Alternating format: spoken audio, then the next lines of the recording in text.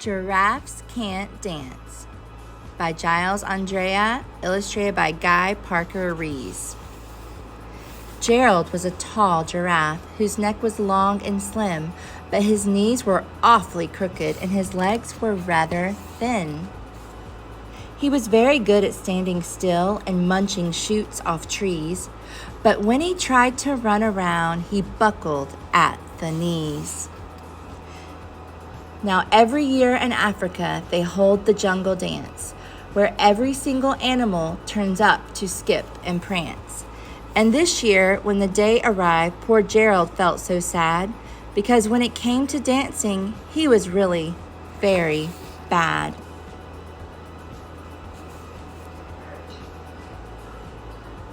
The warthog started waltzing, and the rhinos rocked and rolled. The lions danced a tango that was elegant and bold.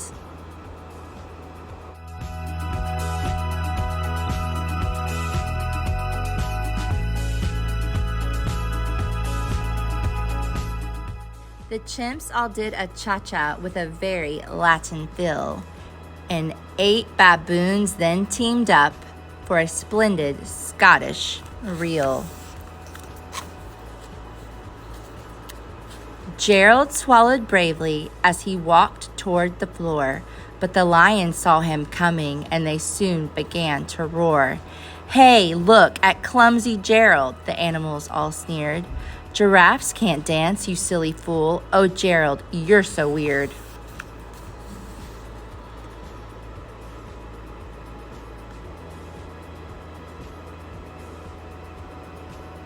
Gerald simply froze up. He was rooted to the spot. "They're right," he thought. "I'm useless. Oh, I feel like such a clot."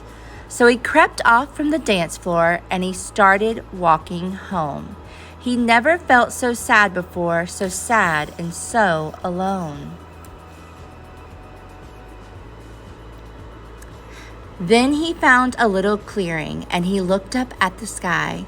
"The moon can be so beautiful," he whispered with a sigh.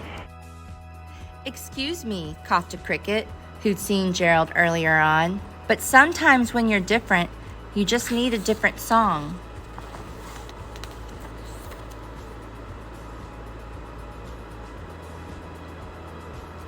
Listen to the swaying grass and listen to the trees.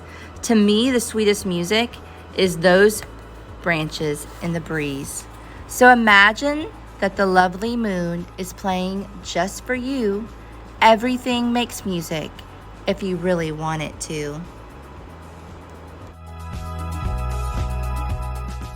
With that, the cricket smiled and picked up his violin. Then Gerald felt his body do the most amazing thing. His hooves had started shuffling, making circles on the ground. His neck was gently swaying and his tail was swishing round.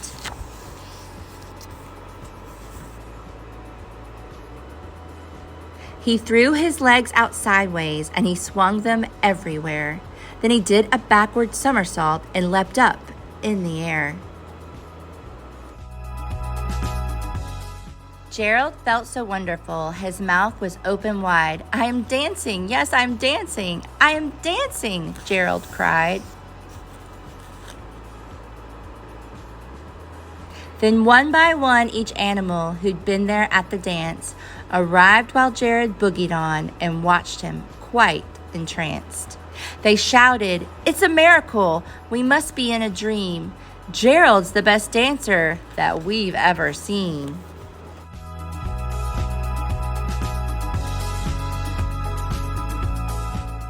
"How did you learn to dance like that? Please, Gerald, tell us how." But Gerald simply twirled around and finished with a bow.